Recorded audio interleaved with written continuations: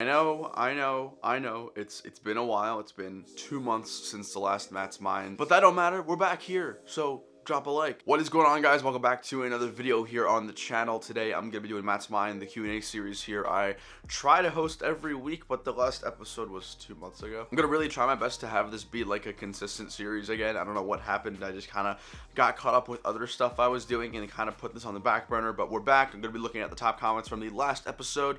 Now, of course, if you guys want to have your question answered next week, all you have to do is drop a comment down below with a question related to myself, Star Wars, Lego, or really anything about me, and then also drop a like and subscribe if you guys haven't already. Also, I should let you guys know that I am still getting over my sniffles, so if I sound nasally, it's probably because I'm still a little sick. Alrighty, first question coming from Chandler L. What's your favorite part about mock building? The experience, the final product, or just the building in general? I'd say this is like a two-part answer. So first of all, I love seeing the mock when it's done. I think taking a step back and looking at however many weeks or days or how many parts and time you put into a project, then seeing the final product when it's done is one of the most rewarding experiences in regards to Lego. Now, the first time I actually experienced this was when I finished Crate. That was my first big mock. That's the first one that I put out on the internet and did a build series for. And the feeling that I got when I finished building and after all the work and all the backlash especially, it was just an incredible feeling of my hard work had really paid off, and of course saw a beautiful product. And the same thing happened with Kessel, and the same thing's gonna happen with an Axis. I think one of my favorite parts about mock building is seeing that final product. But more importantly, what I love about mock building, especially here on YouTube, is the fact that I can bring an audience with me and build along with me. And sometimes building a mock by yourself, or maybe with a partner like a couple other people do, it gets boring, especially if you're not putting yourself out there in terms of content. So I think having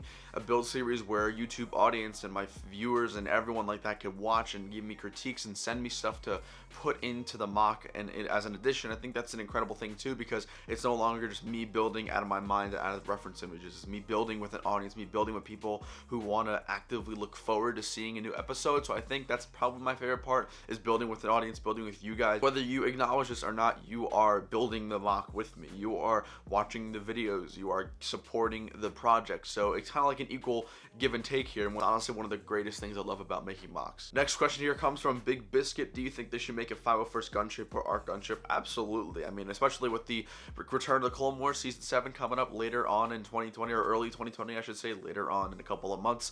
I think the time for Clone Wars content and Clone Wars Lego sets is gonna be around then. I think it's not gonna be a prime time to do it after the fact, so I really do hope Lego does make some more Clone Wars sets. As far as a specific 501st or Arc Gunship, absolutely. We haven't gotten a Lego variant of like a specific Legion Gunship. Of course, we've gotten like what, 3 or 4 Gunship, Republic Gunship that is, iterations. So I think having a 501st or any sort of named colored Legion battalion would be super cool. That being said, there are also a huge amount of custom ones that do look really, really good, and obviously I'm really interested to see if Lego even does Clone Wars sets, and more importantly, how much they're going to improve off of their existing Clone Wars sets. So it's going to be interesting. I do hope we get them. Something in the back of my mind tells me we're not going to get Clone Wars sets for some reason. I can't tell you what it is, but that's just what I'm thinking.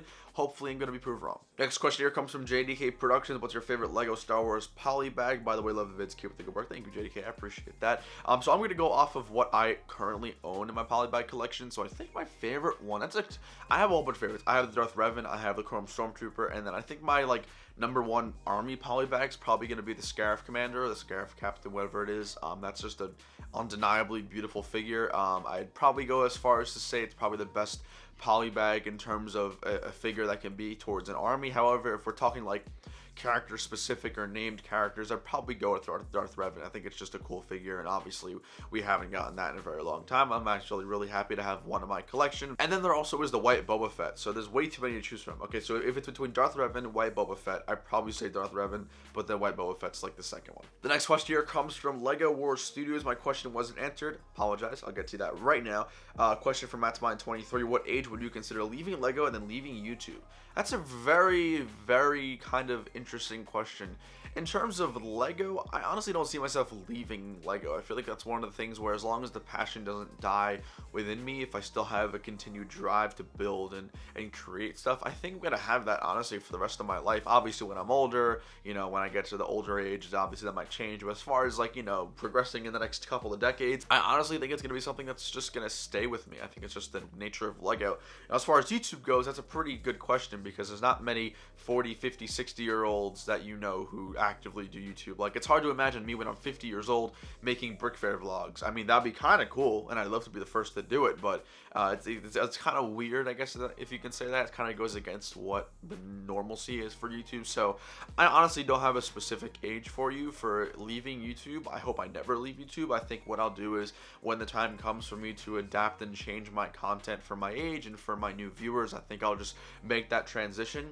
I think a big part of me loves content creation, loves making videos and the whole process behind it. So I don't see myself necessarily leaving YouTube for any particular reason at any particular age. If anything, it's just going to be me, changing my content and adapting to new ways. So hopefully I don't ever leave the platform. Next question comes from Hunter from Lego Studios. It's a follow-up question. If you, David J, etc., were doing a large collaboration, what would the large build be? For instance, Lego Scarif, Hoth Kashyyyk, etc.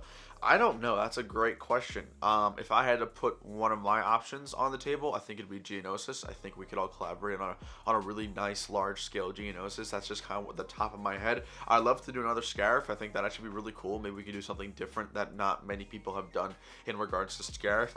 There's just an endless amount of abilities that we could do as a large collaboration, especially if we could all bring our stuff to like a convention and have it all displayed. Like if we all did like a 4x4 section or a 6x6, that'd be pretty freaking cool. But as far as what I specifically would like to be, it would probably be like Geonosis or Endor or something like that, but I honestly have no idea. Next question comes from Ryan Studios. What is your least favorite Rise of Skywalker set? Now, actually, quick side note, the new Skywalker sets did get official images. They were released. If you want to check out that video, I'll leave a link down below in the description. Make sure you check that out. My least favorite Rise of Skywalker set from the last wave, that's the wave with the Kylo, the Falcon, and a whole bunch of other things. I'd probably say the Falcon. I don't think it necessarily looks bad. In fact, I think it's probably the best play Falcon we've got. It's just I don't have any connection to the Falcon in terms of a play set. Like the UCS Falcon's different, obviously, but I just don't think that Falcon is necessarily worth it. So I'd probably say that. If not, maybe the Y-Wing. The Y-Wing, it was just very small, very lanky, very just disappointing in my opinion. So I'd say it's a toss-up between the Falcon or the Y-Wing. Both are good sets inherently, but it just wasn't for me. And the last question, probably, because I'm probably going to talk a little bit about this, is going to be from 1972 Rush 0629. Lots of numbers. Matt, what's your take on the upcoming change that YouTube is supposed to be doing regarding content for kids? Now, if you guys didn't see my video a couple of weeks ago, a little clickbaity title, but it's honestly not clickbait because the community is in jeopardy. So in short, a while back, YouTube got fined a whole bunch of money for collecting data on children, which is under the age of 13 here in the US, and of course using that to drive certain advertisements to, entice them to spend more money or get their parents to spend more money or something like that. And YouTube got crazy backlash for this. So now they're putting it up to the creators, and there's a lot of information, there's tons of videos, so I'm not going to explain it any further. But I did also make a little bit of a video talking about what I'm going to be doing.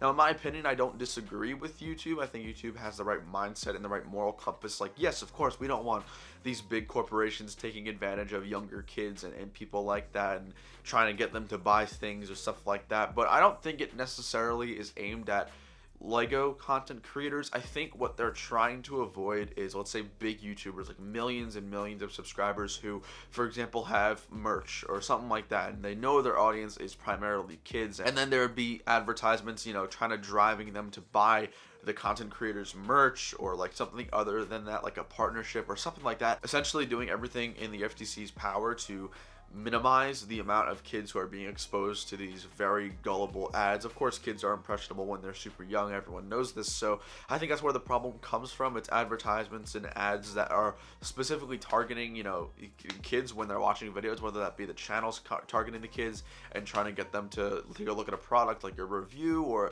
merch or something like that. Now, it's kind of one of those things where we're just going to have to wait until January and see how the FTC and how YouTube and how COPPA is going to actually implement these changes. There's a big difference between theory and actuality. Again, the theory here is to stop kids from being taken advantage of, and I think it's a great thing to do. And then when it comes to actuality, YouTube isn't really doing anything in their power to stop this from happening, but they're more so putting it on the creators, and that's obviously where a lot of the backlash comes from. There will be no personalized ads, no comment section, no likes or dislikes, no shares, no community tab, a whole bunch of other things that YouTube is honestly prized for having in their program. So my thoughts, I guess I'm for and against it. I'm for kids not being taken advantage of at a global age, but I'm also against the way that YouTube is doing it. So it's just one of those things that we're gonna have to wait and see in January and February and March of 2020 and just see what the actual impact is. So guys, that is gonna wrap up Matt's Mind for this week. I hope you all enjoyed. I apologize if I sounded weird or nasally. I'm still getting over my sickness, but